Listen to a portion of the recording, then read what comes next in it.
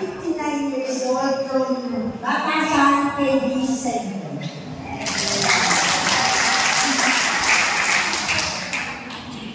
Ang isi-share ko po sa inyo ay ang ating number of product. Alam niyo po ba kung ano?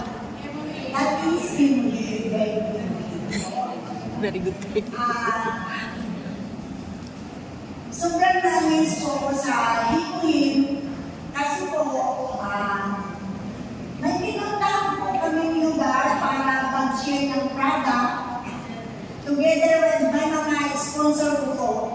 Pero hindi po nila sinabi sa akin na yung pupuntahan pala namin is more of all maglalakad. Na yun po talaga ang pinagawin ko na maglakad. Kasi sa amin po, talagang kasi po yung dalawang tuhod ko, nawala na ng point.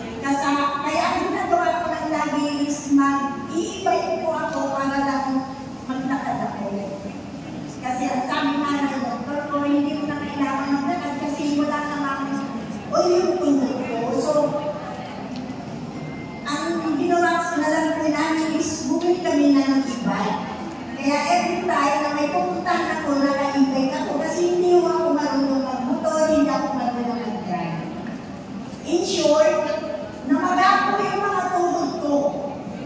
Sobrang namaga, at kung sinabi ko sa sarili ko, bakit man hindi yung sinabi sa akin na kung lalagay ka, ang gagawin natin, hindi yung sasakay-sakay lang kasi nagtulungan ko kami.